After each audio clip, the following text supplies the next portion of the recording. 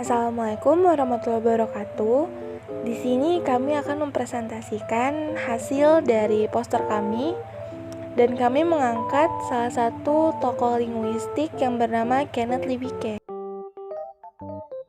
Baik, kita akan masuk ke biodata Kenneth Lipike. Kenneth Lipike merupakan pelopor teori aliran takmemik linguistik yang lahir pada tanggal 9 Juni 1912 di Woodstock, US, dan meninggal pada tanggal 31 Desember 2000 di Dallas, Texas. Pike juga dikenal sebagai ahli bahasa dan antropologi Amerika yang dikenal karena studinya tentang bahasa asli Meksiko, Peru, Ekuador, Bolivia, Papua, Jawa, Ghana, Nigeria, Australia, Nepal, dan Filipina.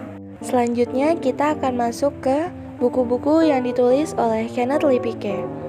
Yang pertama, Phonemic, A Technique for Reducing Languages to Reading pada tahun 1947.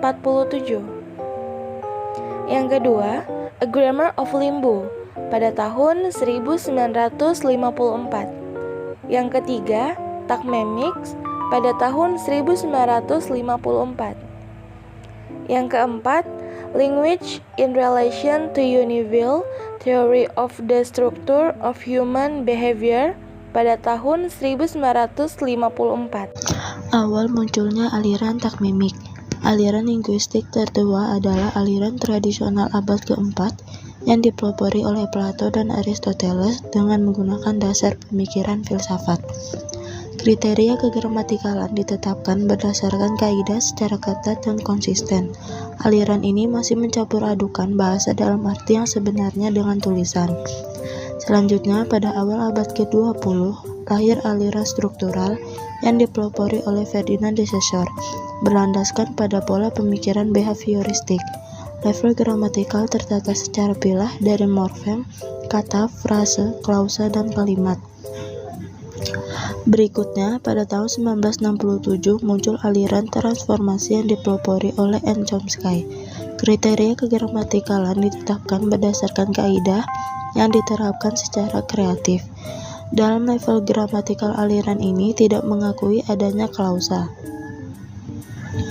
Nama lain aliran ini ialah stratifikasionalisme. Aliran ini beranggapan bahwa bahasa merupakan suatu perangkat hubungan antar bagian yang membangun satu seri tata urut tataran di dalam suatu struktur yang berkaitan satu sama lain. Setelah itu muncul aliran yang lain yakni case grammar. Aliran ini memfokuskan kajiannya pada masalah peran atau role. Peran adalah ciri atau penanda dalam struktur gramatik yang merupakan pembawa fungsi suatu komponen di dalam struktur.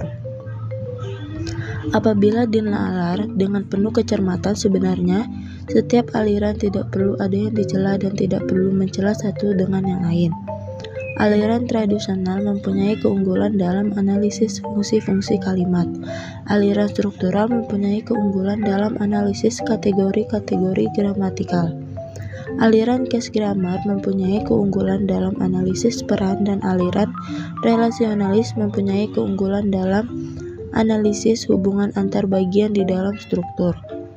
Inilah sebenarnya yang melatar belakangi munculnya aliran takmemik yang eklektik yang memilih unsur-unsur tertentu yang cocok untuk dipadukan menjadi satu kesatuan di dalam model analisis.